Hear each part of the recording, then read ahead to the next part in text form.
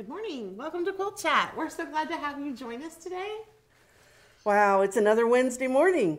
Drawing ever closer to Quilt Week in I Paducah. We are so excited. And we're counting down. Woo! Yes, and you're doing the countdown with the quilt blocks too, aren't you? We sure are. So if you haven't joined us with that yet, they're free blocks that are on our blog. Yes, there'll be 36 total by the time we get to the end. It makes an adorable quilt. Yes. Everybody's been making really, really cute ones. I mean, the different colors are wonderful. Oh my goodness, and several of them have like gone off rogue and done their own thing, which is, I love so much. Nothing like a rogue quilter. Right? Oh, so creative. So creative. Well, and those are free right now, but if you haven't started, you need to go collect the patterns and save them on your computer because when do they go away from there? They'll all go over to the member-only site on May 1st. So members can still access them all year long. But if you aren't a member, you'll want to grab them ahead of time because they'll go to their little home on our member-only site. So for now, you can find them at AQS blog. Yes, AQSblog.com and grab them up. And of course, we really do want you to be a member of AQS because that's just a sample of the stuff that we provide for quilters. Oh, yes. We are an amazing quilting resource and a beautiful family. We are. Well, and while we're talking about that, I'll just mention the magazine is out, the May magazine. So look for this one in your mailbox or on the newsstand. Coming soon. It might not have reached you quite yet, but if not, it will be within the next couple weeks. So we're really excited about this one, as we are about everyone. Yes. Now, if you're interested, I just want everybody to know that I'm very, very welcoming to anybody who wants to submit an article, either a pattern article or a feature article, just a written article. The pattern articles are what we need the most, though proportionally that's what we publish more of. So if you are interested, please go also to aqsblog.com. Down in the very far bottom right, there's a box you can click to get the submission guidelines. And I'll give you just a couple of important facts about that in case you're wondering. We do accept submissions year-round, so it doesn't matter. You don't have to worry about what our schedule is. Just submit whatever you want. There is about probably, we need to see them about 6 months ahead of time, but we do accept submissions year-round. They can't be previously published. Some people ask about that. And previously published also means on your blog. So if you've published a pattern on your blog, you really can't use it in American Quilter. Pictures that you send along need to be in very, very high resolution format. And so those and all of the other information you'll need to find is in the form that you'll find at the bottom right corner of American or AQS blog. Yes. And you can send me an email and ask about it if you'd like to at magazine@americanquilter.com. Yes, and so it could be, you want patterns, of course, but what other kind of articles do you use in the magazine? Well, if you know of an interesting quilter that you'd like to write about, or perhaps something historical that you know about quilting, or a project, really a project that a group is doing.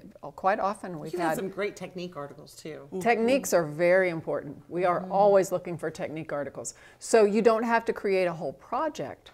If you have a technique that is different than anybody else's, you can pass that along and we'll help you make an article out of it. Yeah.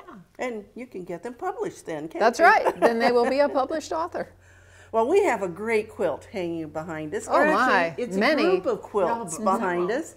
This is part of the Cherrywood hand-dyed fabrics Van Gogh collection, and this is part of the French gallery. It has 120 pieces in it, and it will be displayed totally, all 120 pieces, here at the Dome Pavilion at AQS QuiltWeek.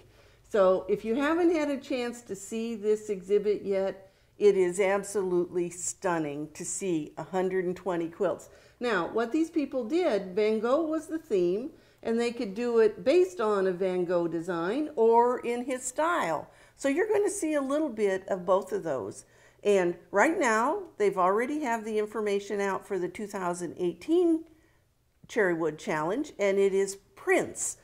Prince is from Minnesota, and so are they. So that's a very logical connection. So guess what color those fabrics will be? Purple, no doubt. Lots of purple. Purple rain. Purple. So, and so you can go to cherrywoodfabrics.com and get information about that challenge and the rules. And basically, they're 20-inch quilts, and you have to buy their pack of fabric. And there are some other guidelines there that you need. And the deadline is July 2nd, so you still have time to participate in that one. And we will be displaying that for the first time at our Virginia Beach show in October. It's so cool that we get to debut it. I know. I think you'll be able to get the purple fabrics at the Paducah pavilion. In the pavilion. Yes. Right. Cherrywood will have a Cherrywood Challenge booth right across from the exhibit, so you'll be able to pick it up there. So when you're looking at this one, you can get ready for the next one.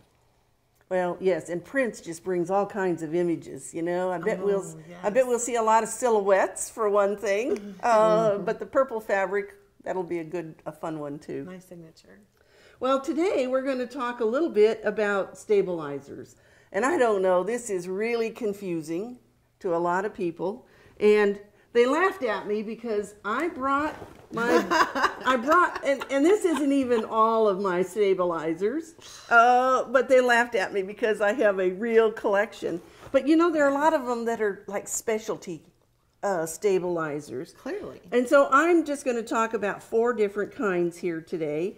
This one is tearaway. And you know, any of us who did early embroidery know that this is the kind that just tears away.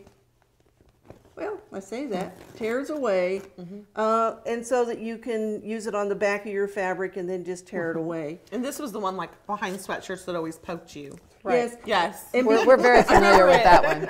And because this is so stable, anything that's stretchy, this is good to use for. Okay? All right. Sense. So we'll get rid of that one. And, oh, I just want to show you one other thing. You know, they all come wrapped in plastic, and you need instructions. And so be sure to cut your instructions out. Oh, them in good and tuck idea. them in the roll, and now you have them there all the time. That's a good tip. All right, now this one is wet and stick. And you can see that this has a finish on it, so it's got some kind of a gluey stuff. So this too could be used behind those sweatshirts because it is stable, but it'll all wash away. Oh, okay. Oh, actually, I said that wrong. It'll stick. It'll stick. You It still sticks have to for you. tear it away. Okay. You still have to tear it The away. previous one would not stick. You just pin it in place. That's or, right. or You did. baste This one it. you would just dampen it and it would stick It'd to stick whatever right you're to going it. to do. Okay. That's All really right. handy though. Yes. A lot of applications. And, you know, something like this also would work on fleece, a terry cloth. And so I have a terry cloth towel here. And so if you're going to do terry cloth or one of those fuzzy, nappy fabrics, you also probably want to use what is called a topping. And this is a water-soluble topping.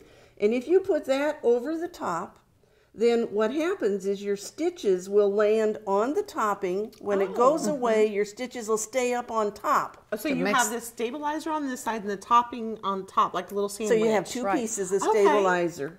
Oh, that's and so this is good for anything like that you have a nappy fabric. And your stitching will turn out so much more smooth because of it. It because sits on top. It'll sit on top. Yes. So smart. Nice. Okay, all right. And so this one is stitch and wash. And so this looks like that. It tears like that. But this one will wash away. Wonderful. So if I were using this one, I would do my stitching and then tear away as much as you can. And then the rest of it will dissolve when it's laundered. Right. Okay, all right, that takes care of that one. And so the last one is heat and gone. And so this works just like the water soluble. This has a bumpy side and a smooth side. Really bumpy. Yes, That's and so the bumpy texture. side goes next to the fabric. Okay. Okay, so this would be upside down Okay. on your And that's fabric. going to keep it in place probably. That will help keep it in place, and it will disappear when you touch it with an iron. And so the iron will And our question is, where does it go? I don't know, but it does disappear. It disappears. It kind of makes flakes. So Oh, okay. you'll have a little debris that you'll have to get rid Brush of. it away. You'll have to get rid of. And so you can see that there are tons of different things that you can do with stabilizer. And for those who use a home sewing machine, I often use one of those, either the water soluble or the heat and gone. If you're sewing on something where you're doing multiple rows of decorative stitches that are going to be kind of heavy stitching, that will keep your stitches looking a lot better and laying on top if you use a stabilizer with those. I've done some pillows where I did rows of decorative stitches down the front of the pillow. And if you don't, your fabric will kind of pucker up. So that's a place that we home stitchers maybe want to use. You'll get a lot more professional look when you do that. I think a lot of people are looking for that kind of additional tip to make their stitches look great. A stabilizer is a wonderful thing to remember if you're trying to remember the differences between stabilizers and interfacings and all those. Stabilizers adds to your fabric. It's actually about reinforcing that fabric. And stabilizer even will make fabric, won't it? Yes, it will. In fact, some of us, I have it. It's on my to-do list, though. I want to do this. If you want to make one of those pretty big, long scarves that are just made out of thread, and it could be anything, really.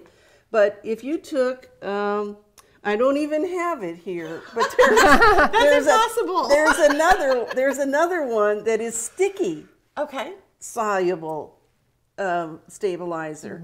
And so you would stretch out, and if you were making it 72 inches long, you would stretch out 72 inches and take the piece of paper off so that you get to the sticky part, secure that to your table. And so now you could take a whole group. I wouldn't do it as a single piece of thread one at a time, but maybe like 8 or 10 pieces, tie it in a knot, and put it up here, and now bring those down, and that can be your fringe on the end if you want it to be. And so you fill that all in, and now you stitch across it, stitch it any way you want. You could do a scribble stitch. It's actually a really good way to get in touch with your free motion quilting. That really would be, because nobody will tell on you. Yes. That's so wonderful. and nobody will know. Right? And if it has a hole in it somewhere, it won't make any difference because it's a scarf. And I actually complimented Anne today on her beautiful scarf that she knitted. Thank you. So beautiful. But it could look very similar to that, yes, just depending on what kind of threads that you used when you put it all together. That is, the imagination's the limit. Oh, do you know what? I forgot one step in there. We did the sticky on the bottom. You do the threads. You need sticky on the top before you start sewing, because I can guarantee you your machine foot would catch every one of those threads. That's true. So this quilt you have on the table here. This is a quilt that was made by Susan Stewart, and I've added that to my collection now. But it uses stabilizer in a couple ways. She used it to make this standalone border. And so that is, and my guess is, I don't know, I haven't asked her, but I'm guessing she used a water soluble and maybe a couple layers of it, because you can use more than one layer. Because this doesn't have anything sticking out or poking out to hurt you. No, and so it all washed away. It did. Yes, and then of course we have the 3D flowers, and you have to just look at the center so that you can see. There's 3 different whole levels of all just by themselves and sewn together. The center of the flower. But as Anne and I were looking at this, we said, look at this ribbon. And the ribbon itself has a decorative stitch on both sides. And so, Susan Stewart, if you're out there, my question to you is, do you go really slow when you stitch this? Because I have to tell you, it is perfect on the edge of the ribbon. It is. That is no ordinary stitch. The workmanship is incredible. Well, I'm proud to have it as part of my collection, and this was a good opportunity to show it off. That's right. It's an amazing piece. Well, we're getting ready for AQS Quilt Week. The show book is going to the printer today. Today it goes to the printer. And we can't wait to see you in Paducah in a couple weeks. No. And you know what? I just have to tell you, the dogwoods are not blooming yet. They're about a week behind. And that's a good thing. That's right? a good thing, because now it means that the dogwoods will still be blooming while everybody is here for the quilt show. Yes. And you know what? I forgot something last week. What is that, Bonnie? I brought back chocolates from Lancaster. Oh my goodness. And I had them in my lap the whole time last week, and I forgot to bring them out. So here is your Wilbur Buds directly from Wow, Lancaster, I love Pennsylvania. Wilbur Buds. Those are beautiful. If you haven't tried Wilbur Buds, they're the best. They're really good. Wow. And so with that, we hope you'll have a chocolatey day, and we'll see you right here next week. Let's dig in. All right. We have to get these away from Alan because he's already snitched a couple.